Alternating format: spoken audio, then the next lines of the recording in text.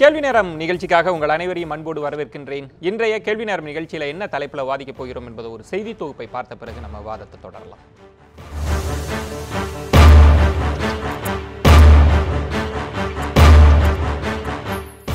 RK நகர் இடைத்தேர்தலுக்காகவே தனி கட்சி தொடங்குவார் தினகரன் என்று எதிர்பார்க்கப்பட்ட நிலையில் சுயேட்சை வேட்பாளராக போட்டியிட்டு இரட்டை இலை, உதயசூரியன் என்ற இருபெரும் சின்னங்களை வீழ்த்தினார் டிடிவி தினகரன்.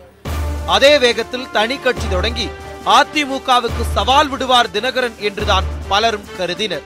அதற்கேற்ப எம்ஜிஆர் பிறந்த நாளன்று முக்கிய அறிவிப்பை வெளியிடப் போவதாக சொல்லி ஆர்வத்தை கூட்டியிருந்தார் டிடிவி தினகரன். ஆனால் எம்ஜிஆரின் பிறந்த நாளன்று தனி கட்சி தொடங்கும் திட்டம் இல்லை என்று சொன்னதோடு கட்சி தொடர்பான வழக்கு நீதிமன்றத்தில் இருப்பதை காரணம் காட்டினார் டிடிவி தினகரன். அதன் மூலம் தினகரன் முகாமுக்குள் ஏதோ நடக்கிறது என்பது தெரிந்தது. அதை தினகரனின் தீவிர ஆதரவாளராக அறியப்படும் தங்க தமிழ்ச்செல்வன் வெளிப்படுத்தினார். தினகரன் தனி கட்சி தொடங்கினாலும் அதில் நான் சேரமாட்டேன், நான் இன்றும் அதிமுக தான் என்று பேசி உள்முரணை ஊடகங்களின் கவனத்துக்கு கொண்டு வந்திருக்கிறார். போதாக்குறைக்கு டிடிவி தினகரனின் மற்றொரு ஆதரவாளரான முன்னாள் எம்எல்ஏ ராஜசேகரன் தினகரன் சொல்லித்தான் வெற்றிவேல் அப்போலோ வீடியோவை வெளியிட்டார் என்றும் 20 ரூபாய் டோக்கன் கொடுத்துத்தான் ஆர்கே நகரில் வெற்றி பெற்றோம் என்றும் ஒப்புதல் வாக்குமூலம் கொடுத்த வீடியோ வெளியாகி அரசியல் களத்தில் பரபரப்பை பற்ற வைத்தது. அநேகமாக இந்நேரம் ராஜசேகரன் எம்எல்ஏ ஏதேனும் மறுப்பு கொடுத்திருக்கலாம். என்றாலும் தினகரனை சுற்றி தற்போது எழுந்திருக்கும் புதிய சர்ச்சைகளே இன்றைய நியூஸ் 7 தமிழ் கேள்வி நேரத்துக்கான களத்தையும் 5 அழுத்தமான கேள்விகளையும் எழுப்புகிறது. ஆர்கே நகர் வெற்றிக்கு பிறகும் தனி கட்சி தொடங்க தினகரன் தயங்குவது எதன் வெளிப்பாடு? தனி கட்சி தொடங்குவதில் தங்க தமிழ்ச்செல்வன் உள்ளிட்டோருக்கு விருப்பமில்லையா? ஜெயலலிதா இறந்த நாள் 20 ரூபாய் விவகாரம் எல்லாம் மீண்டும் எழுவது தற்செயலானதா? தினகரன் கட்சிக்கு அதிமுகவினர் போக மாட்டார்கள் என ஓபிஎஸ் சொல்வது எந்த நம்பிக்கையில்? ரஜினி, கமல் போன்றவர்களுக்கு மத்தியில் தனி கட்சி தொடங்கினால் தாக்குப்பிடிப்பாரா டிடிவி தினகரன்? இன்னும் பல கேள்விகளோடு இன்றைய கேள்வி நேரம் பயணிக்கிறது.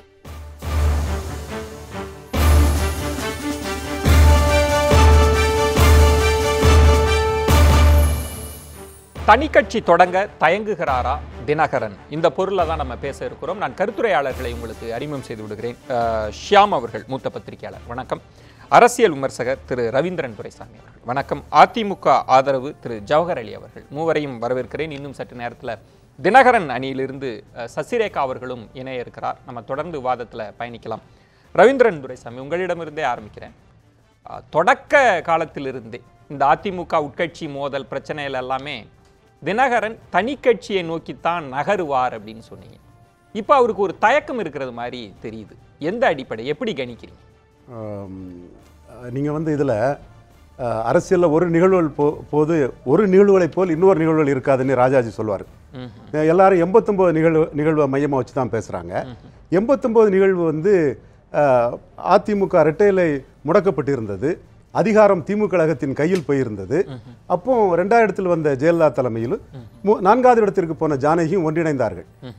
ஒன்றிணையும் போது ஜானகி அன்னைக்கு ஏஜ்டு, அவங்களே தோத்து போனாங்க. 4வது இடம்னு சொல்லும்போது அவங்க அரசியலை விட்டுட்டு ஒதுங்கக்கூடிய நிலைமைக்கு வந்துட்டாங்க. அன்னைக்கு அந்த சாத்தியப்பட்டது. இன்னைக்கு அதிமுக ஆட்சியில் இருக்குது, ரெட்டையிலையும் அவங்க கையில் இருக்குது. அப்போ அந்த அதிமுகவுக்கு அன்னைக்கு இருந்த ஒரு நிர்பந்தமோ ஒரு கம்பல்சனோ இன்னைக்கு இல்லை. மேலும் இவங்க ரெண்டு பேருமே ட்ரெடிஷ்னல் அரசியல்வாதிகள், தங்களோட இருப்பையும் பிடியும் விட்டு கொடுக்க மாட்டாங்க. ஸோ வாட் எவர் மேபி அது வளருது அல்லது தேய்மானம் அடையுதுங்கிறதெல்லாம் ரெண்டாவது. பட் அதிமுகங்கிறது இன்னைக்கு எந்த ஒரு தடையும் இல்லாமல் எடப்பாடி ப்ளஸ் பன்னீர்செல்வம் அவங்களுக்கு ரெட்டைலைக்குள்ள அதாரிட்டியை எலெக்ஷன் கமிஷன் தான் நடத்துது. அது எந்த கொஸ்டினும் ஆகலை. ஒரு வழக்கு நீதிமன்றத்தில் இருக்குது. அட்லீஸ்ட் நீங்கள் நமக்கு வழக்கை பொறுத்தளவில் தேர்தல் வழக்குகள் நம்ம இவர் ராஜகண்ணப்பன் சிதம்பரத்துக்கு மேலே போட்ட வழக்கு 8 ஆண்டுகளாக ஓடிட்டு இருக்குது. வழக்கு எப்போ முடியுது என்னங்கிறதெல்லாம் ஒரு தெரியாத ஒரு சூழ்நிலை. இந்த சூழ்நிலையில் தினகரனுக்கு அதிமுகங்கிறது அது ஆன பிறகு இந்த கேஸை எதிர்பார்த்து எவ்வளவு காலம் நிற்க முடியும்? அடுத்தால ஒரு எலெக்ஷன் என்ன செய்ய முடியும்?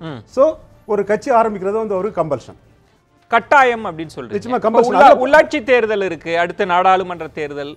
அப்ப கட்டாயம்னா வெளிப்படையா அறிவிக்கிறதுல அவருக்கு என்ன தயக்கம்? அது நீங்க ஒரு அரசியல் ஸ்ட்ராட்டஜில போக்கஸ் தன்னை நோக்கி வச்சுட்டு இருக்கும் போதே நின்று அதிமுக தான் சொல்லுவாரா, கட்சி ஆரம்பிக்கிறாரான்னு சொல்லும் போது அதை இழுத்துட்டு போறது வந்து போக்கஸை தன் பின்னாடி வைக்கக்கூடிய ஒரு அரசியல் தந்திரமா கூட இருக்கலாம். கருணாநிதிக்கு இந்த தந்திரம் உண்டு, தினகரன் அந்த தந்திரத்தை எந்த முடிவும் அறிவிக்காததன் பின்னணியிலும் ஒரு தந்திரம் இருக்கு. நிச்சயமாக போக்கஸ் வந்து ஆரம்பிப்பாரா மாட்டாராங்கிறதுல போக்கஸ் அவரை சுத்தி வருது இல்லையா? நீங்க வந்து எப்படியும் வந்து இன்னைக்கு ஆளும் அரசு வந்து டைரக்ட் எலெக்ஷனை வந்து உள்ளாட்சிக்கு அனுப்பியிருக்குன்னு அனௌன்ஸ் பண்ணியிருக்காங்கன்னு சொன்னாங்கன்னா இவர் கட்சி ஆரம்பிக்கட்டுங்கிற ஒரு நிர்பந்தத்தை அவங்க கொடுக்குறாங்க. இவர் கட்சி ஆரம்பிக்கிறதுல மற்றபடி வந்து ஃபார்மாலிட்டிஸ் என்ன, இவர் தலைமையா சசிகலா தலைமையா, அதுல வந்து யார் யாருக்கெல்லாம் பதவிகள், இப்படி பல டெக்னாலஜிஸ் இருக்குங்கிறனால அது ஓவர் நைட்ல முடிவு பண்ண முடியாது. இல்ல இதற்குள்ள எப்படி இவர் தலைமையா சசிகலா தலைமையான்னு சொல்றீங்க? அவர் ஒவ்வொரு செயலும் பொதுச் செயலாளர்கிட்ட கேட்டுட்டு தான் சொல்றதா? நீங்க அதற்குள்ளே 2 தலைமையை கொண்டு வரீங்களே திரு? இல்ல நான் தலைமையை கொண்டு வரல. இவர் வந்து சசிகலா ஆதரவோடும் ஆசீர்வாதம் பீப்புள் அக்செப்டன்ஸை பெற்றவர்.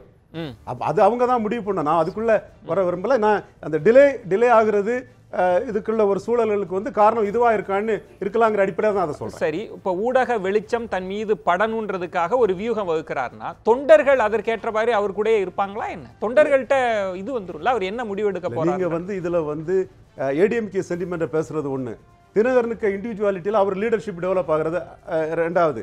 என்னோட அனுமானம் பிஜேபிங்கிற ஒரு மிகப்பெரிய சக்தியை இவர் எதிர்த்து அதோட பாதிப்புக்கு உள்ளானாருங்கிறது உள்ள அதில் உள்ள அனுதாபங்களும் அந்த பொலிட்டிக்ஸ்ல தான் இவர் எமர்ஜ் ஆனாருங்கிறது என்னோட ஒரு எண்ணம்.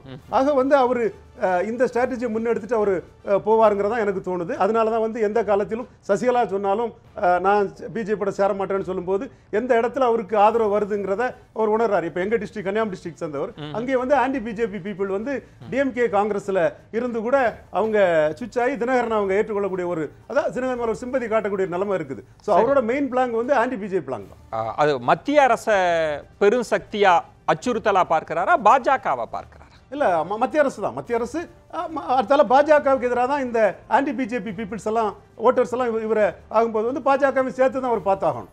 பேசலாம். தனி கட்சி தொடங்குறதுல அவருக்கு தயக்கம் இருக்கா அப்படின்ற இடத்துல இருந்து தான் சசிரேகா, ஏன் வெளிப்படையா தனி கட்சி அப்படின்னு அறிவித்தல்லையே பல குழப்பங்கள் இருக்கு, அவரே பல ஆப்ஷன் சொல்லிட்டே இருக்கிறார், என்ன தயக்கம்? தனி கட்சி நான் வந்து கண்டிப்பா ஆரம்பிக்க போறேன்னு அவர் எந்த இடத்துலயும் சொல்லவே இல்லை. அன்னைக்கு வந்து எங்க அத ஒரு ஆப்ஷனா சொல்லவே இல்லையா? இல்ல அப்படி ஒன்றும் சொல்லல. அன்னைக்கு ஒரு லாஸ்ட் வீக் சொன்னபோது கூட உறுப்பினர்கள் வந்து லட்சக்கணக்கானவர்கள் இப்போ வந்து புதுசா பல இயக்கங்கள்ல இருந்து முன்னாடி இருந்தே அந்த ஆப்ஷன்ஸ் அந்த கோரிக்கைகள் இருந்தது. ஆர்கே நகர் எலெக்ஷனுக்கு அப்புறம் பார்த்தீங்கன்னா அந்த திமுகவோட ஓட்டு விகிதமே கூட பாதிக்கப்பட்டு பெரும் அளவில் சரிஞ்சு அது எங்களுக்கான வாக்காக தான் மாறி இருக்குது. அண்ட் இளைஞர்கள் இப்போ சார் சொன்ன மாதிரி ஆன்டி பிஜேபி பீப்புள்ஸ், அதுக்கு எதிரான கருத்துடையவர்கள் எல்லாருமே வந்து அதிமுகவினரையும் தாண்டி புதுசாக நிறைய பேர் வந்து இப்போது டிடிவி சார் தலைமையில் இணையணும்னு நினைக்கிறாங்க. அதுக்கு ஒரு ஆப்ஷன் எங்களுக்கு தேவைப்படுது. அது என்னன்றது எங்கள் தொண்டர்கள், முக்கிய நிர்வாகிகள், முன்னாள் எம்எல்ஏக்கள், இந்நாள் எம்எல்ஏக்கள் எல்லாரையும் கூடி ஆலோசிச்சு தான் நான் அது வந்து அறிவிப்பேன். அது பேரவையாகவோ இயக்கமாகவோ என்னவாகவோ இருக்கலாம்னு தான் சொன்னாரே தவிர பேரவையோ இயக்கமோ திரு தினகரன் சொன்னதுதான் அணின்னு சொல்லலாம், கட்சின்னு சொல்லலாம். அவர் ஒன்று ஆரம்பிச்சாருன்னா அதை ஒரு கட்சியாக தான் பார்க்க போறாங்க. அதுல என்ன குழப்பங்கள் தடுமாற்றங்கள் உங்களுக்கு இருக்கு? உறுப்பினர்கள் அதிகமா இப்போ சேர்றதுனால, வழக்குகள் நிலுவையில் இருக்கிறதுனால அதுக்கு ஒரு ஆப்ஷன் எங்களுக்கு தேவைப்படுதுன்னு தான் சொன்னாரே தவிர இது நான் வந்து தனிப்பட்ட முறையில் தனி கட்சி உடனடியாக ஆரம்பிக்க போறேன்னு எந்த இடத்துலயும் சொல்லல. அதனால அந்த பாயிண்ட்டுக்குள்ள இதுல என்ன தயக்கம்ன்ற ஒரு சந்தேகமே இதுல அவசியமே கிடையாது. வழக்குன்னு சொல்றது 18 எம்எல்ஏக்கள் தகுதி நீக்க வழக்க சொல்றீங்களா, இல்ல கட்சி சார்ந்த பொதுச் செயலாளர் அந்த வழக்கு? அதிமுக அம்மா வழக்கு ஏற்கனவே டெல்லி ஹைகோர்ட்ல ஒன்று இருக்குது, சென்னை ஹைகோர்ட்லயும் அதே மாதிரி பொதுச் செயலாளர் சின்னமா தான் இவர் துணை பொதுச் செயலாளர் அதிமுக அம்மான்ற வழக்கு நிலுவையில் இருக்குது. அதுவும் வந்து கிட்டத்தட்ட ஃபைனல் ஸ்டேஜுக்கு வந்திருக்குது. ஃபைனல் ஸ்டேஜ்ன்றீங்க. ஆனா திரு ரவீந்திரன் துரைசாமி சொல்றார், நமக்கு நீதிமன்றங்கள் நமக்கு தெரியாததல்ல, உள்ளாட்சி தேர்தல் நெருங்குது, அடுத்த ஆண்டு நாடாளுமன்ற தேர்தல் இருக்கு, நீங்க இன்னும் நீதிமன்ற உத்தரவுக்காகவே காத்திருக்க போறீங்களா?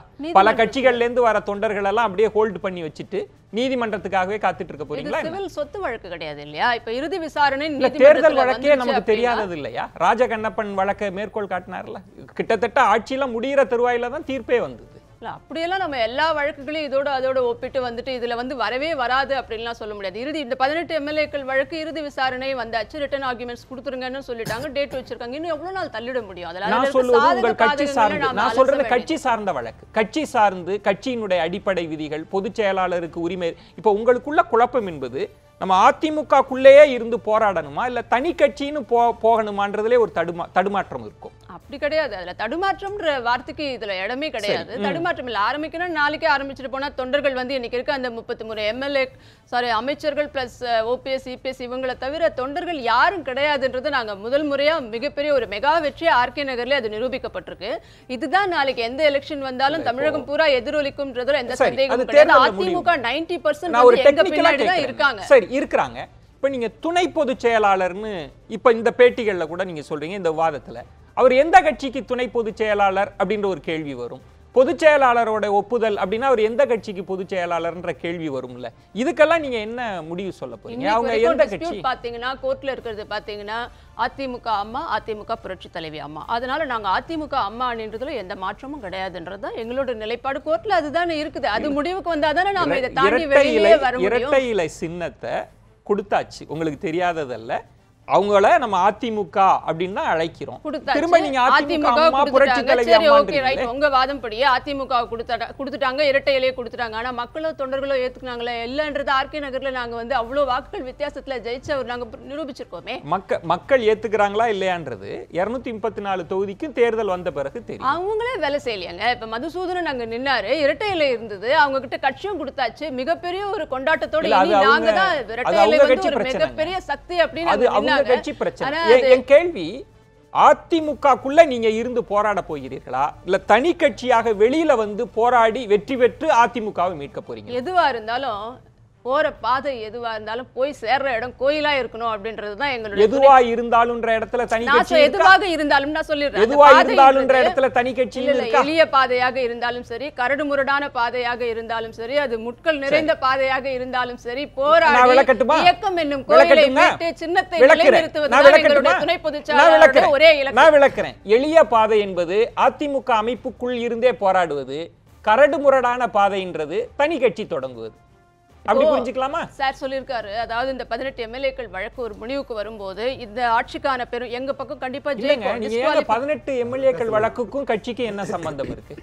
அததான் சொல்ல வரேன். இப்ப நான் சப்போஸ் வந்து அந்த வழக்கு வந்து சப்போஸ் இல்ல அதுதான் நடக்க போகுது, அவங்க வந்து டிஸ்குவாலிஃபிகேஷன்றதுக்கு வந்து அந்த எந்த ஃபேக்டர்ஸும் அதுல கிடையாது. நாங்க வெற்றி பெற போகிறோம், வெற்றி பெறும் பட்சத்தில் இந்த அரசு வந்து பெரும்பான்மை இழக்க போகுது, நிச்சயம் ஆட்சி கலைப்போம் அப்படின்னு சொல்லியிருக்காரு சார் ஏற்கனவே.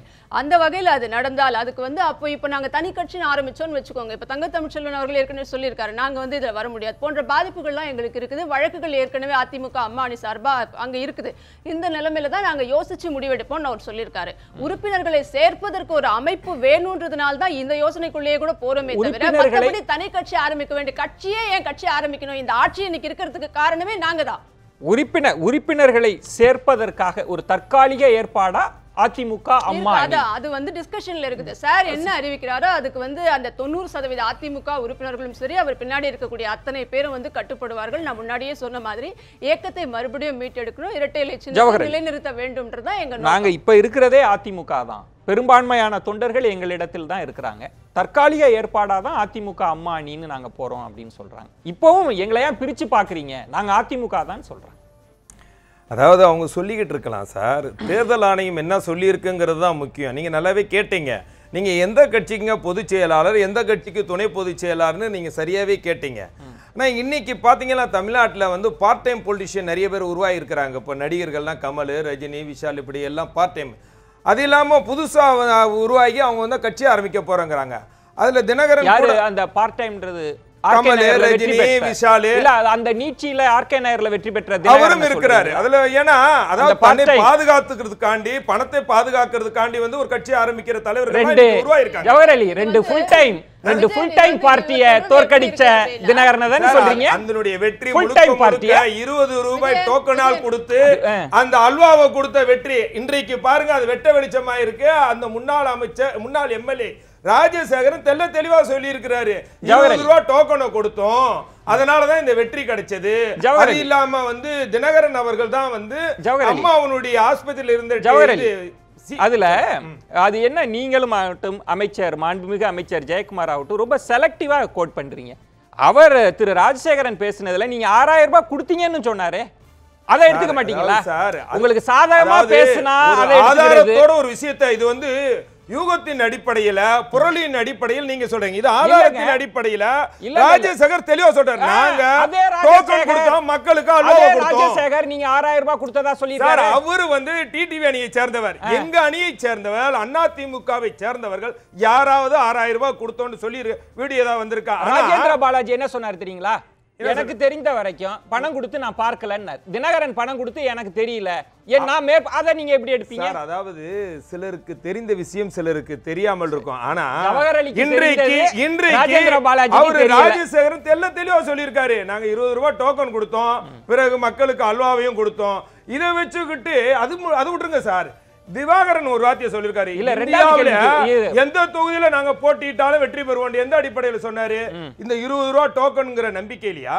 இல்ல, நீங்க சரியா செயல்பட மாட்டீங்கன்னு மதுசூதனன் சொன்னார்ல, அந்த அடிப்படையில கூட அவர் என்ன சொல்றாரு? தமிழ்நாட்டை சொல்ல 20 ரூபாய் இந்தியாவுல எந்த தொகுதியில தினகரன் போட்டிட்டாலும் வெற்றி பெறுவாருன்னு சொன்னார்னா எந்த அடிப்படையில் அவர் சொல்றாரு? தன்னம்பிக்கை, மக்கள் மீது இருக்கிற நம்பிக்கை. இந்தியாவுல எங்க வேணாலும் யூபில நின்றாலும் போய் வெற்றி பெறுவாரா? ஏங்க இல்லங்க, ஒரு அது அவரோட பிரச்சனைங்க. அதுக்கு முழுக்க அவர்கள் ஒரே இருக்கக்கூடிய அந்த அவாலா பணம் தான். சரி, ரெண்டாவது அவர் கட்சி ஏன் ஆரம்பிக்கலடா? முழுக்க வழக்குகளுடைய தீர்ப்பு, பெறா வழக்கு, காப்பி போசா வழக்குனுடைய தீர்ப்புகள் இன்னும் 3 மாசத்துல வர இருக்குது. தீர்ப்பு நீதிபதி உங்கள்கிட்ட சொல்லிட்டாரா? நான் அதாவது தீர்ப்பை பத்தி சொல்ல சார். வழக்குகள் தீர்ப்பு வர இருக்கு சார். அவங்க ஏற்கனவே ஒத்தி வச்சிருக்க தீர்ப்பு. ஏற்கனவே இவர் 28 கோடி ரூபாய் கட்டணும் அபராதம் இருக்கு. அதனுடைய அந்த தீர்ப்புகளுக்கு இரண்டாவது வந்து அதுக்கும் இப்ப இந்த நம்ம இரண்டாவது வந்து தேர்தல் ஆணையத்திலேயே ஒரு கம்ப்ளைண்ட் இருக்கு. இந்த தேர்தலுக்காக மிகப்பெரிய பணத்தை செலவு பண்ணியிருக்கார். இன்னொன்னு என்னண்டா, ஒரு சுயேட்சை வேட்பாளர் கட்சியை ஆரம்பிக்க முடியாது என்பதுதான் உண்மை. ரொம்ப சிறப்பு. போற போக்குல ஒரு வார்த்தையை சொன்னீங்க. அந்த தேர்தல் ஆணையத்துல அவர் மீது கம்ப்ளைண்ட் இருக்குன்னு சொன்னீங்கல்ல, நீங்க ஆதரிக்கிற எடப்பாடி பழனிசாமி அவர்கள் பேர் இருக்கா?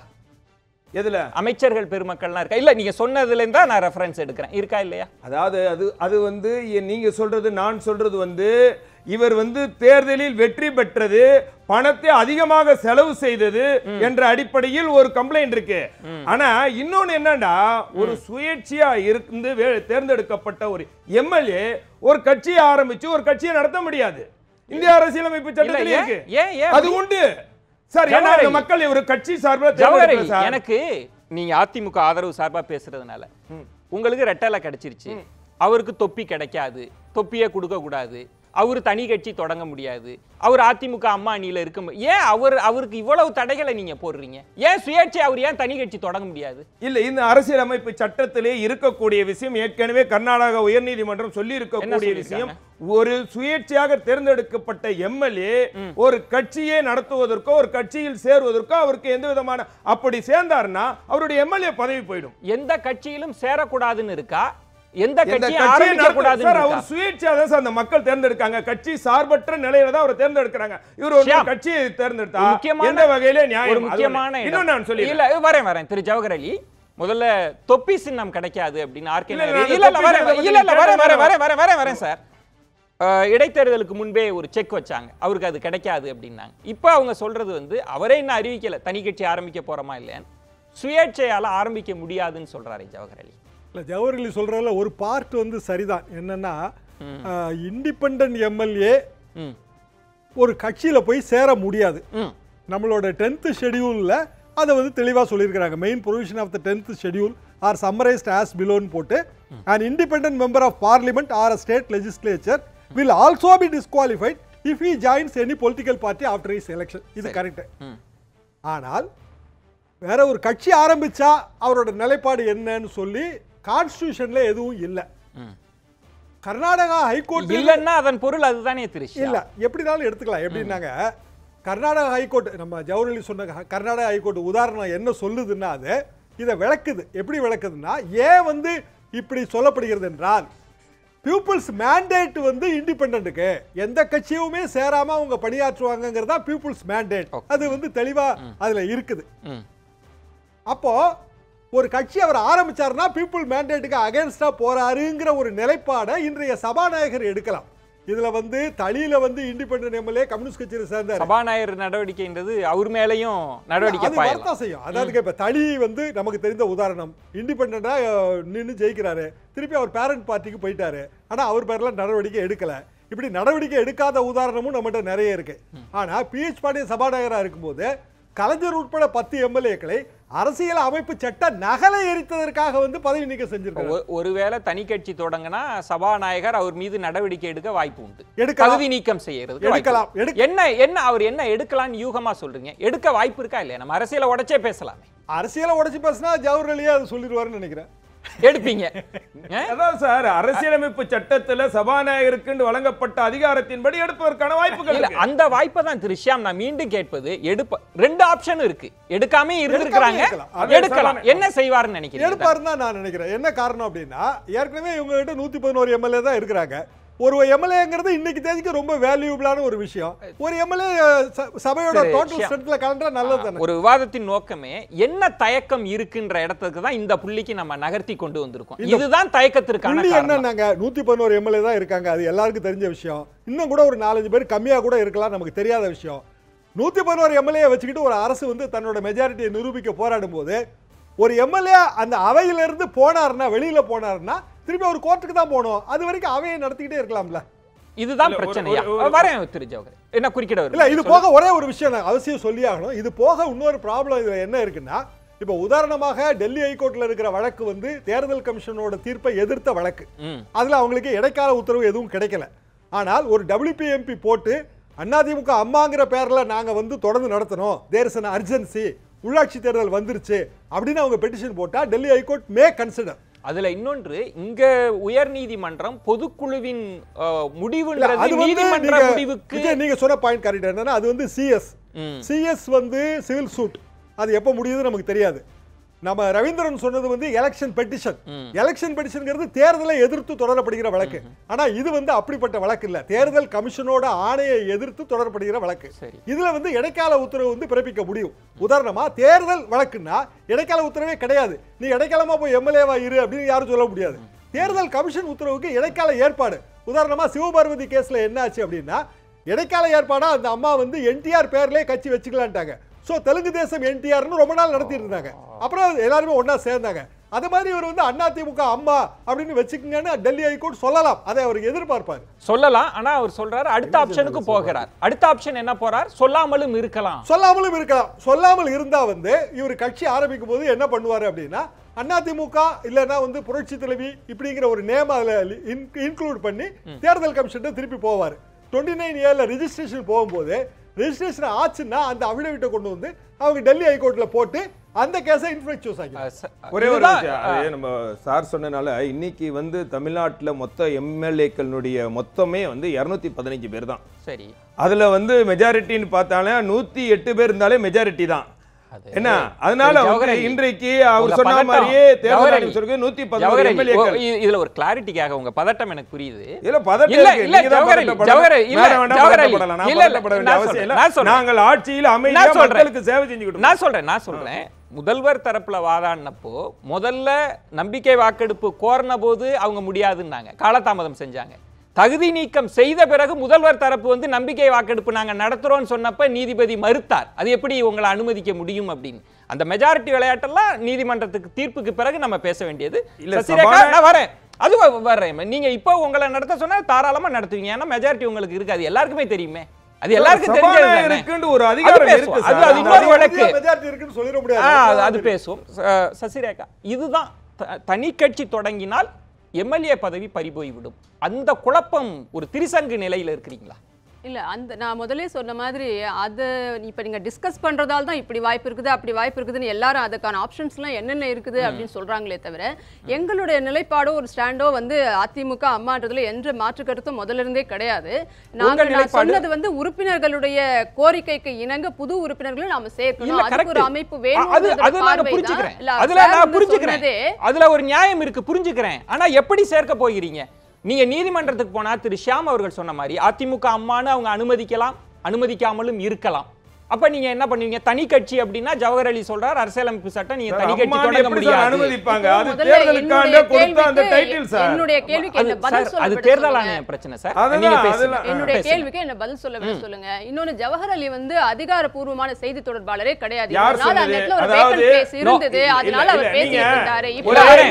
ஜவஹர் அலி, அதுக்கு நான் கடமைப்பட்டவன், நான் தான் உங்களை அழைச்சிருக்கேன். திரு சசிரேகா, சசிரேகா, நான் உங்களுக்கு வந்து அதிகாரப்பூர்வமான செய்தி தொடர்பாளர் இல்ல, நான் வந்து ஜவஹர் அலி, நீங்க 3 மாசம் ஜவஹர் அலி, ஆட்சி அரசியலுக்கு ஜவஹர் அலி, நான் 30 வருஷம் ஜவஹர் அலி, அரசியல்ல இருக்க ஒரு ஜவஹர் அலி, நீங்க டிவில பேச வாங்க, ஜவஹர் அலி, செய்தி வாசிக்க ஜவஹர் அலி, ஜவஹர் அலி, ஜவஹர் அலி, ஜவஹர் அலி, நான் அப்படிப்பட்டவன் இல்ல. ஜவஹர் அலி, நீண்ட காலமாக அரசியல் ஜவஹர் அலி, இல்ல மக்கள் பணியில் இருந்தவன், 30 வருஷ கால அரசியல் அனுபவம். ஜவஹர் அலி, அதிமுகவில் தோழமை கட்சியாக அங்கீகரிக்கப்பட்ட ரெண்டு நான் பேர் செய்தி தொடர்பாளர். உங்கள மாதிரி ஜவஹர் அலி, தினகரன் செய்தி தொடர்பாளர் சார் ஒரே நிமிஷம் சார், இப்படி கேட்கும்போது நான் கேட்கக்கூடிய கேள்வி இருக்கு. இருங்க சார், நீங்க தடுக்காதீங்க சார். ஒரு விஷயம் வந்து இருங்க, இருங்க, நீங்க செய்தி தொடர்பாளரா சார், உங்களை அங்கீகரிச்சிருக்காங்க. எனக்கு முதலமைச்சர் எல்லாருமே அனுமதி கொடுத்திருக்காங்க. ரவீந்திரன் சார் ஒரே ஒரு நிமிஷம் சார், இருங்க ஒரு நிமிஷம் இருங்க சார்.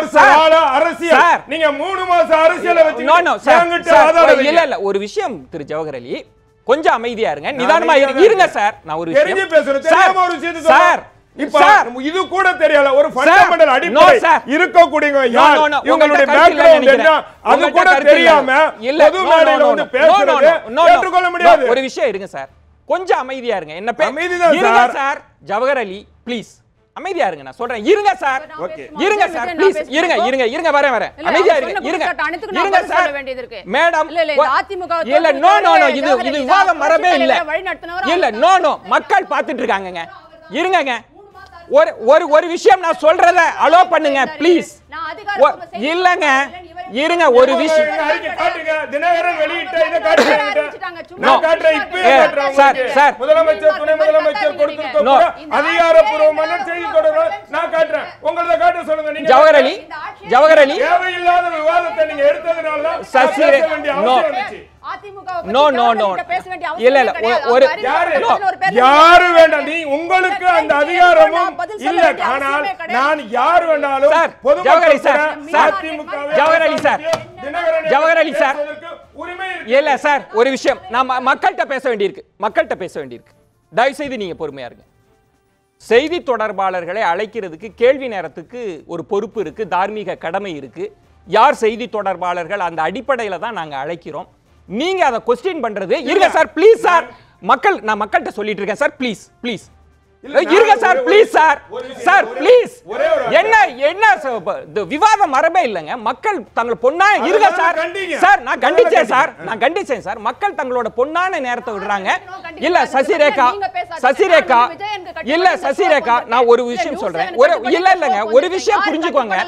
இல்லங்க ஒன்று நம்ம விவாதத்துல இல்ல நோ நான் கடுமையான கண்டனம் அனுமதிக்க முடியாது. யாரு பேசுறதை கேட்காம இல்லங்க நான் பேச போறேன். இல்ல சார், மக்களை மதிங்க, நேயர்களை மதிங்க. இதெல்லாம் தேவையில்லாத பேச்சு, வெக்கம் இல்ல சார். அரசாங்கத்தை வெக்கம் இல்லாம ஆட்சியில இருக்குன்னு சொல்றேன். நான் மக்கள் நான் அனுமதிக்கல சார். நான் மக்கள்கிட்ட மீண்டும் சொல்றேன் சார். நோ சார் தெரியுமா சார் உங்களுக்கு? நான் மீண்டும் மக்கள்கிட்ட மன்னிப்பு கோர வேண்டியதுதான் சார். சிறப்பு விருந்தினர்கள் சார்பா இல்ல சிறப்பு விருந்தினர்கள் சார்பாக மக்கள்கிட்ட மன்னிப்பு கோர்றதை தவிர நமக்கு வேற வழி இல்லை. கருத்துரையாளர்கள் கருத்து தான் முக்கியமே தவிர கருத்துரையாளர்களின் பின்புலம் முக்கியம் அல்ல. மக்கள் பார்த்துட்டு இருக்காங்க, நேயர்கள் பார்க்குறாங்க. அவங்க அந்த பொன்னான நேரத்துக்கு மதிப்பு கொடுத்து நம்ம விவாதிக்கலாம். ஒரு சிறிய விளம்பர இடைவேளைக்கு பிறகு நம்ம தொடர்ந்து பேசலாம். பொறுத்திருங்க.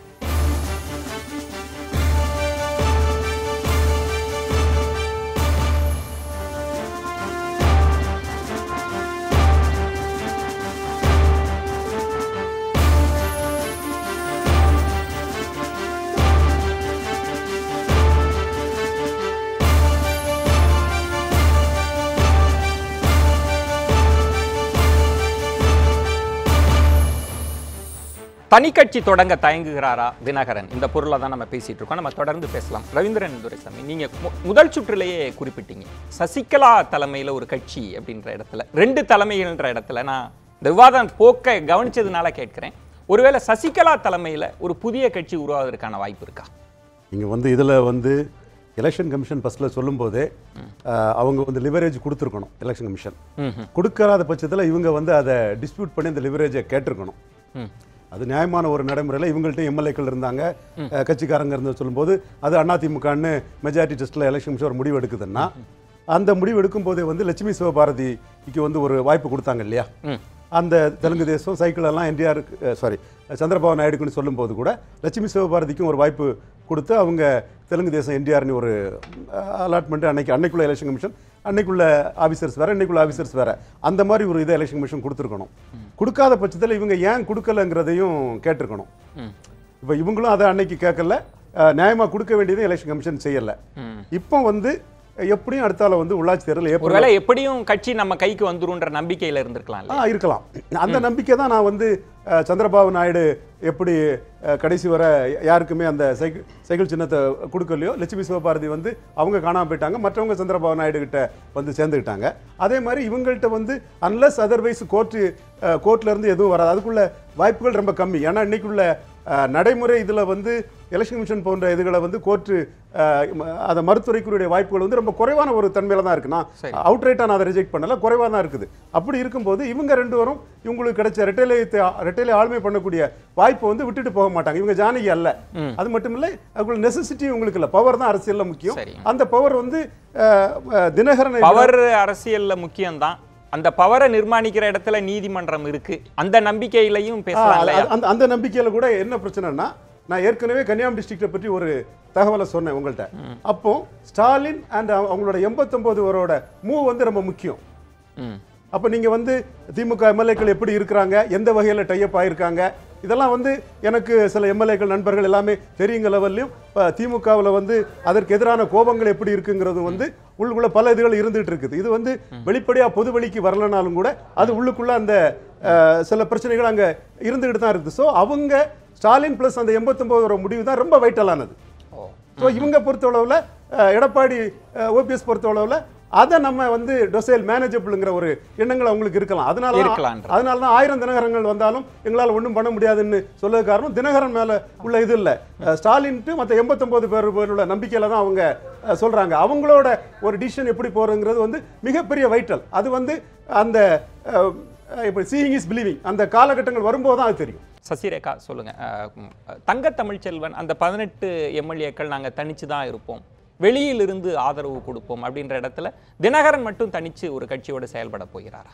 நான் முன்னாடி சொன்ன மாதிரி சார் எந்த இடத்துல தனி கட்சி நான் வந்து ஆரம்பிக்க போறேன் இல்லை அதுக்கான முயற்சிலாம் எங்கேயும் சொல்லலை. இருந்தாலும் ஊடகவியலாளர்கள் அவர்கிட்ட அந்த கேள்வியை எழுப்பும்போது திரு தங்க தமிழ்ச்செல்வன் அவர்கிட்ட அவர் சொல்றார், சட்ட ரீதியாக இதுல வந்து என்ன பிரச்சனைகள் இருக்குது அவரோடு நாங்கள் தொடர்றதுல அப்படின்றதுக்கான பதிலாக தான் அவர் சொன்னாரே தவிர மற்றபடி நாங்கள் அவர் ஆதரிக்க மாட்டோம், வெளியிலிருந்து ஆதரவு தருவோம் அப்படி ஒன்று நடந்தான்னு சொன்னாரே தவிர கேள்விக்கான பதில் தானே தவிர அது அவருடைய நிலைப்பாடோ எதுவும் கிடையாது அப்படின்றது. ஆனா அவர் சொல்லியிருக்காரு, எதுவாக இருந்தாலும் எங்க துணை பொதுச் செயலாளர் வந்து கட்சியை மறுபடியும் மீட்கிறதுக்கும் இரட்டை இலை சின்னத்தை மீட்கிறதுக்குமான அவருடைய முயற்சிக்கு நாங்க தோளோடு தோள் நிற்போம் அப்படின்றது அவர் உறுதியா பதிவு பண்ணியிருக்காரு. அதனால அவர் இதுல இருக்கிற ஃபேக்டர்ஸ் என்ன, சட்ட ரீதியா என்ன பிரச்சனைகள் வரும் நாங்க எம்எல்ஏவா இருக்கிறதுனால அப்படின்னு தான் சொல்லியிருக்காரு. அது நிச்சயமா அந்த நிலைப்பாடு நீதிமன்றங்கள்ல அந்த தகுதி நீக்க வழக்கிலே எதிரொலிக்குன்றதுனால கூட நீங்க ஒரு வியூகத்தை வகுக்கலாம். அப்படி இருந்தால் இப்படி ஆகலாம்னு சொன்னாரே தவிர இவர் கட்சி ஆரம்பிச்சாரும் நாங்க போக மாட்டேன்ற உறுதியான நிலைப்பாடு அப்படின்லாம் அவர் எந்த இடத்துல பதிவு பண்ணல. வந்து கட்சி ஆரம்பிக்கிறோம் அப்படின்ற பேச்சுக்குள்ள போக வேண்டியதில்லை, அது அவருக்கான அறிவிப்பே இல்லை. அவர் நாங்க ஆலோசனையில இருக்கோம் உறுப்பினர்களுக்காக தான் சொன்னாரே தவிர இப்போ அது வந்து அது இல்ல அந்த மாதிரியான ஒரு பல கட்சிகள் இருந்து வரக்கூடிய உறுப்பினர்கள்லாம் நீங்க முடிவு எடுக்காத வரைக்கும் அவங்க காத்திருக்கக்கூடிய சூழல்ல தான் அப்படி ஒரு விஷயம் அப்படி இல்லைங்களா? நம்ம எந்த கட்சியில இருக்கிறோம் வந்து ஊடகங்களோட பகிர்ந்துகிட்டார். அதுக்கான வந்து முடிவுகளையும் முயற்சிகளையும் என்னென்ன சாத்தியக்கூறுகள் இருக்குன்னு ஆராய்ஞ்சுகிட்டு இருக்கோம் நாங்க அப்படின்னு. அது வந்து உட்கட்சி விவகாரம். அவர் என்ன அறிவிப்பு கொடுத்தாலும் அதுக்கேற்ற மாதிரி அனைவரும் செயல்பட போறாங்கன்றது தான் எங்களுடைய நிலைப்பாடு. தனி கட்சி தொடங்குவாரா இல்லையான்றதே உட்கட்சி விவகாரமா தான் நீங்க பார்க்கறீங்க. கட்சிக்கு நான் சொல்லல, நீங்க இப்ப கேட்டீங்களே உறுப்பினர்கள் மத்தவங்களுக்குலாம் என்ன வாய்ப்பு வச்சிருக்காரு அப்படின்னு அவர் கேள்வியா எழுப்பும் போது இந்த மாதிரி சாத்தியக்கூறுகள் இருக்குது அப்படின்னு வெளிப்படையா பேசுறாரே தவிர மற்றதெல்லாம் வந்து அவர் எதுவும் சொல்லவே இல்லை. நான் ஆரம்பிக்க போறேன், இது ஆரம்பிக்க போறேன், அமைப்பு ஆரம்பிக்க போறேன் அப்படின்றதெல்லாம் அது வந்து உள்ள நிர்வாகிகளோட ஆலோசிச்சு எங்களுடைய அடுத்த கட்ட நடவடிக்கை என்னன்றது டெஃபினட்டா அறிவிப்பார். அப்படி ஒன்று அறிவிச்சா அதை பத்தி நான் ஒரு நல்ல செய்தி சொல்கிறேன்னு சொல்லியிருந்தார். எம்ஜிஆரினுடைய பிறந்த நாள்ல வந்து ஒரு நல்ல செய்தி இருக்குன்ற இடத்துல தான் ஊடகவியலாளர்களுக்கு தனி கட்சியான்ற ஐயம் எழுந்தது. இல்ல நான் வந்து ஆலோசனை பண்ணிட்டு இருக்கேன், பண்ணிட்டு அறிவிக்கிறேன். அன்னைக்கு சாயங்காலமே சொல்லியிருக்காரு, அதற்கான அறிவிப்பு நாளைக்கு இல்லைன்னு சொல்லிட்டாரு. ஷியாம், தினகரன் ஆதரவாளர் திரு ராஜசேகரன் வந்து சொல்றாரு வந்து நாங்க 20 ரூபாய் கொடுத்தோம், சிடி வெளியிட்டது தினகரன் அவர்கள் சொல்லி தான் வெளியிட்டாங்க அப்படின்னு சொல்றார். அதற்கு முன்பு திவாகரன் வந்து அவங்க முதல்வரினுடைய இறந்த நாள் முந்தைய தினம் தான் சொல்றார். மறுநாளே மறுக்கிறாங்க. ஒரு இப்போ 6 மணி நேரத்திற்குள் மறுப்பு செய்தி வருகிறது அப்படின்னா இதெல்லாம் திட்டமிட்டே உருவாக்கப்படுதா இல்லை தற்செயலானதா? தற்செயல் தான் நான் நினைக்கிறேன். பொதுவாக வந்து இப்போ நான் பார்க்குற பார்வை என்னன்னா, ஜெனரலாக வந்து ஃப்ரீடம் ஆஃப் எக்ஸ்பிரஷன் வந்து தமிழ்நாட்டில் கொஞ்சம் அதிகமாயிருச்சு எல்லா கட்சியிலும். இல்லை திரு ஷியாம், ஒரு மூத்த பத்திரிகையாளரா திரு திவாகரன் அவர்கள் ஜெயலலிதா அவர்களினுடைய இறந்த தினம் முன்பே அப்படின்னு சொல்லுவதில் அவருக்கு கவனம் இல்லாமலாம் இருக்காது. அவர் ஆட்சி அதிகாரத்தோடு தொடர்புடையவர். அந்த செய்தி எந்த தாக்கத்தை ஏற்படுத்தும்னு அவருக்கு தெரியாததல்ல. அந்த இடத்துல தான் அது தற்செயல்னு சொல்ல வரீங்க. 12 பக்கம் அப்போலோ ரிப்போர்ட்டுங்க ஃபர்ஸ்ட் பெஞ்சில் கொடுத்து காப்பி ஏன்ட்டையும் இருக்குது, நிறைய பேர்ட்ட இருக்குது. 6 மாதத்துக்கு முந்தைய வெளியில் வந்த விஷயந்தான். 4ஆம் தேதி வந்து மூச்சு திணறல் ஏற்பட்டது. அப்போ வந்து டிவி பார்த்துக்கிட்டு இருந்தாங்க. அதுக்கு பிறகு அவங்களுக்கு ஹார்ட் அட்டாக் வந்துச்சு. Clinically dead. எக்மோ பொருத்தணும். 5ஆம் தேதி எக்மோவை ரிமூவ் பண்ணுறதுக்கு 5 பேர்கிட்ட கையெழுத்து வாங்கணும். இதெல்லாம் அப்போலோ சொல்லியிருக்குது. 5 பேரோட பேர் கொடுத்துருக்குது. ஓ பன்னீர்செல்வம், அப்புறம் ஹெல்த் செக்ரட்டரி, ஹெல்த் மினிஸ்டர், அப்புறம் வந்து Rammohan Rao, one of the family Sasikala, 5 பேர்ட்டையும் கையெழுத்து வாங்கணும்னு கொடுத்துருக்குது. அப்போ 4ஆம் தேதி இறந்தாங்க என்பது ஒரு வகையில் உண்மை. 5ஆம் தேதி தான் இறப்பு ஊர்ஜிதப்படுத்தப்பட்டது என்பது உண்மை. ஏன்னா அது வந்து ஒரு கிளினிக்கல் புரோட்டோகால், அவ்வளவுதான். அந்த இடத்துல ஏதோ ஒரு கன்ஃபியூஷன்ல அவர் சொன்னாருன்னு தான் நான் அதை நினைக்கிறேன். ஏன்னா இது ஒன்றும் புதிய விஷயமே இல்லை. ஒரு குழப்பமான மனநிலையில அவர் தற்செயலா பேசியிருக்காருன்னு சொல்ல வரீங்களா? பொதுவாக வந்துங்க இது புதிய விஷயம் இல்லை. ஜெயலலிதா அவர்களின் இறப்பு என்பது 4ஆம் தேதி ஏற்பட்டது, கிளினிக்கல் டெத். 5ஆம் தேதி டிக்ளேர் பண்ணப்பட்டது. இது வந்து புதிய விஷயம் இல்லை.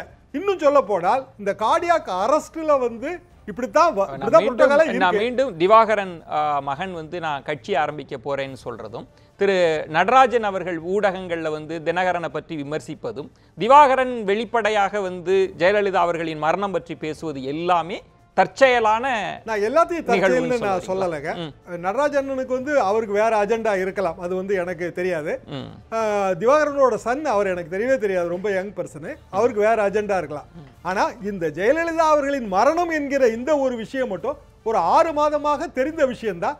இந்த டாக்குமெண்ட் வந்து சர்க்குலேஷன்ல இருக்கிற ஒரு டாக்குமெண்ட் தான். ஒன்றும் புதிய டாக்குமெண்ட்லாம் இது இல்ல.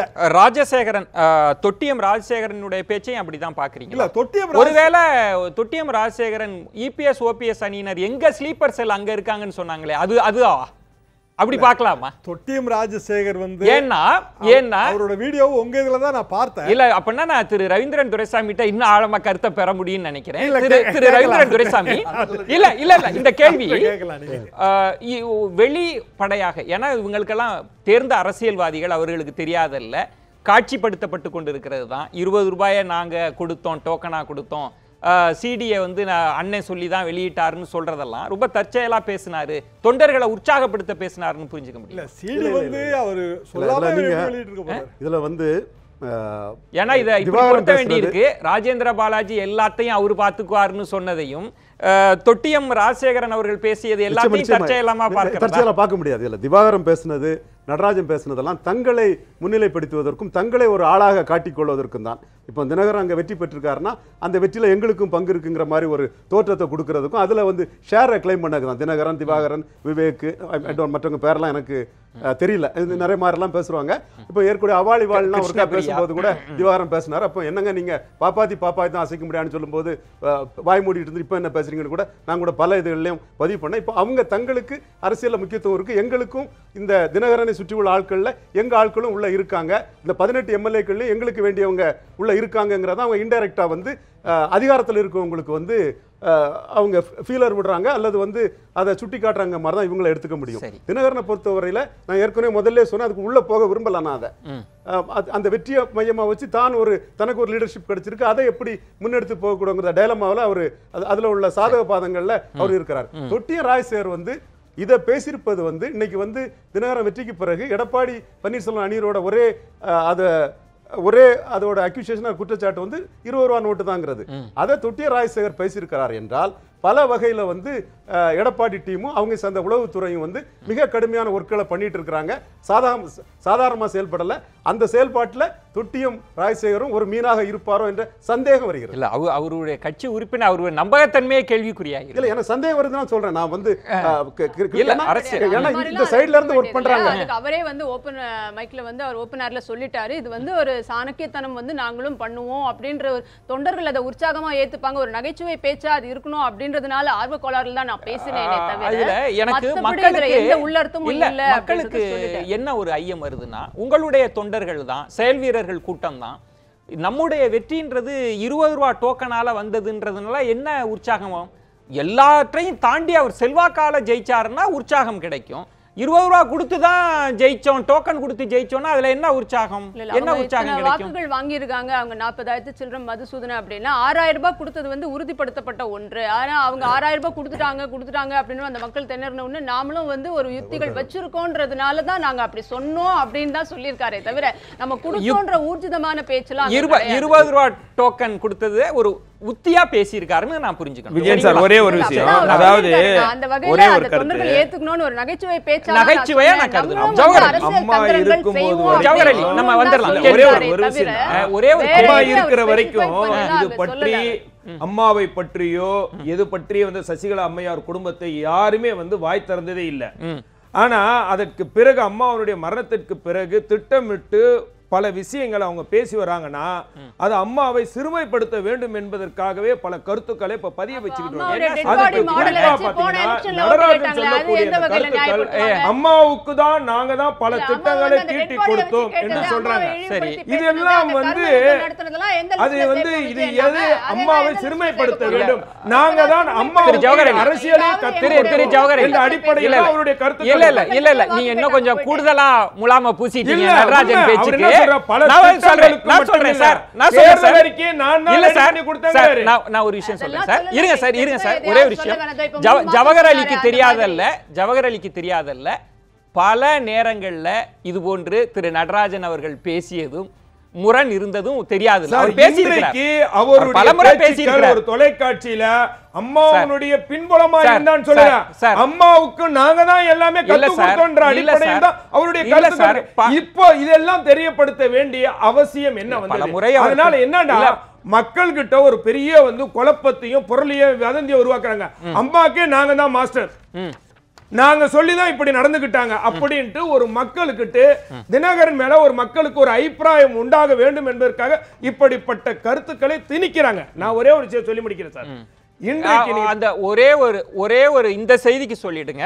தினகரன் கட்சி ஆரம்பிச்சா அதிமுகவினர் அங்க போக மாட்டாங்க அப்படின்னு ஓபிஎஸ் சொல்றாருல, அது எந்த அடிப்படையில சொல்றீங்க? ஏன் போக மாட்டாங்கன்ற முடிவுக்கு வரீங்க? அதாவது நீங்க கேட்கக்கூடிய கேள்வியே எனக்கு வந்து விசித்திரமா இருக்கு. ஏன்னா அதிமுகவுக்கும் தினகரனுக்கும் இப்பொழுது எந்த விதமான சம்பந்தமும் இல்லை. அப்படி இருக்கும்போது அதிமுக வந்து ஒரு இரும்பு கோட்டை. அந்த இதுல இருக்கக்கூடியவர்கள் இன்றைக்கு கட்சியும் ஆட்சியும் மக்களுக்கான பணியில் ஈடுபட்டு முதல்ல எஃகு கோட்டை நீங்க இப்ப இரும்பு கோட்டைக்கு வந்திருக்கீங்க. ஒண்ணுதான் சார், நான் என்ன சொல்றேன்னா 3 மாசத்துல ஆட்சி கலையின்ட்டு 3ஆம் மாசம் சொன்னாரு, இப்ப 6ஆவது மாசம் சொல்றாரு, 9ஆம் மாசம் சொல்றாரு, இப்படி 5 முறை சொல்லிட்டாரு. இப்ப ஸ்டாலின் ரெண்டு பேருமே மாறி ஜோசியம் சொல்லிக்கிட்டு இருக்காங்க. ஜோசியம் தான் இல்ல, நான் சொல்லட்டுங்களா? இது வந்து பொய் ஜோசியம் இல்ல அரசியல்ல நீங்க கவனிங்களே, அவங்க நீதிமன்றத்தை சொல்றாங்க, தீர்ப்பு நிலுவையில இருக்கு சார். சார் நீங்க தினகரன் சரி சார், நான் உங்க பிரகாரம் தீர்ப்பு இவங்க செல்லாதுன்னு அறிவிச்சிட்டாங்கன்னு அவங்க வந்து மீண்டும் என்ன வருவாங்க, எம்எல்ஏ ஆயிடுறாங்க. இந்த அரசாங்கத்துக்கு எதிராக ஓட்டு போட முடியுமா? ஓட்டு போட்டாங்கன்னா மறுமுறை எம்எல்ஏ பதவி போயிடாதா? ஓட்டு போட முடியுமா? ஆட்சியே போயிடுமே சார். அது போகாது சார். நீங்க எல்லாத்துக்கும் கணக்கு இருக்கு, எல்லாத்துக்கும் கணக்கு இருக்கு. எந்த எம்எல்ஏக்களும் உங்களுடைய பதவியை போறதுக்கு யாரும் விரும்ப மாட்டாங்க. திமுக எல்லா கட்சியும் சேர்ந்த இருக்கு. நன்றி. எப்படிங்க எம்எல்ஏக்களை ஓட்டு போட்டாங்க? ஏங்க இன்றைக்கு உள்ள காலகட்டத்தை பேசுங்க, இன்றைக்கு உள்ள காலகட்டத்தை பேசுங்க. அதனால இன்றைக்கு மெஜாரிட்டியான அரசாங்கம் அதிமுக உங்க பக்கம் தான் இருக்காங்கன்னு சொல்ல வரீங்க. எந்த விதமான தொண்டர்களை பொறுத்தவரைக்கும் தெளிவா இருக்காங்க சார், தெளிவா அரசியல்ல வந்து என்னைக்குமே விசுவாச அரசியல்ல கடந்த காலம் செல்லா காசு. எதிர்காலத்துக்கு மட்டும்தான் மவுசு.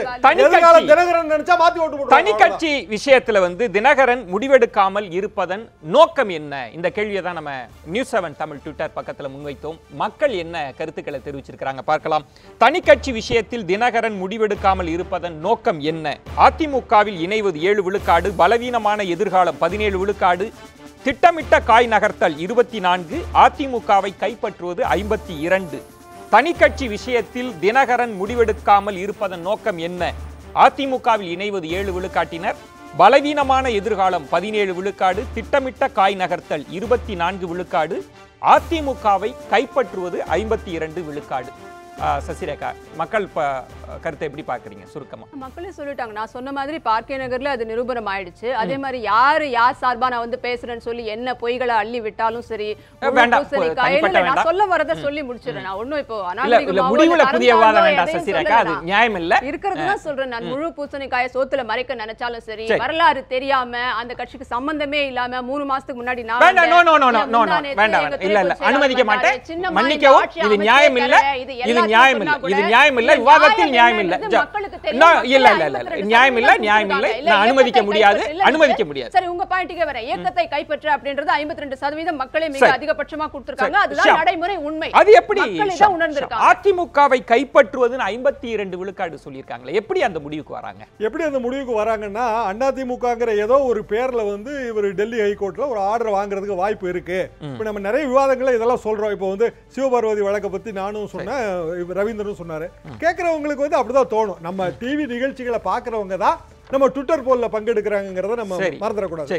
அப்ப நம்ம நிகழ்ச்சிகள்ல என்ன பிரதிபலிக்குதோ அதை அவங்க ரவீந்திரன் துரைசாமி, இதுல பலவீனமான எதிர்காலம்னு 17 விழுக்காடு. நம்மளுடைய 5வது கேள்வியே, அடுத்து ரஜினி கமல்லாம் தனி கட்சி ஆரம்பிக்கிற போது நமக்கு எதிர்காலம் இருக்கோ அப்படின்ற ஒரு அச்சத்தின் வெளிப்பாடா இருக்கலாம். அப்படி ஒரு 17 விழுக்காட்டினர் இதுல ரஜினியோட அறிவிப்பை ஸ்டாலின் திராவிட இயக்கத்தை ஒன்றும் பண்ண முடியாதுன்னு பேசிட்டு இருந்தார். திராவிட இயக்கங்கிறது இண்டிவிஜுவல் லீடர் தான் இயக்கம் பண்ணாப்புல.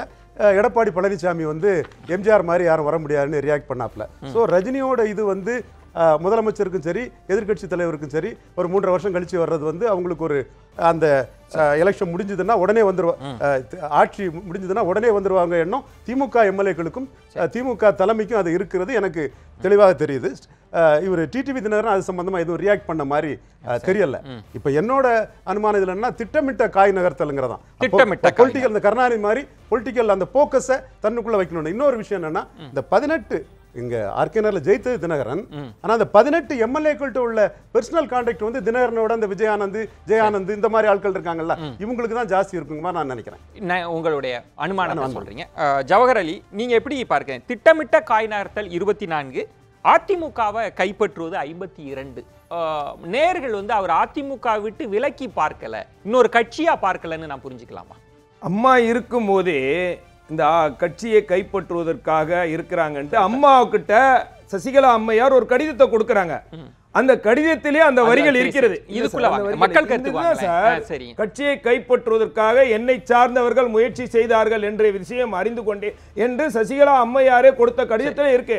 அன்றைக்கும் அவர் வெற்றி பெறவில்லை, இன்றைக்கு வெற்றி பெற போவதில்லை. ஏதோ ஒரு ஆர்கே நகர் தேர்தலில் இவர்கள் அல்வா கொடுத்து வெற்றி பெற்றதனால், அவாலா பணத்தால் வெற்றி பெற்றதால் இன்றைக்கு எதிர்காலத்தில் தமிழகத்தில் எந்த விதமான தாக்கத்தையும் ஏற்படுத்தி விட முடியாது என்பது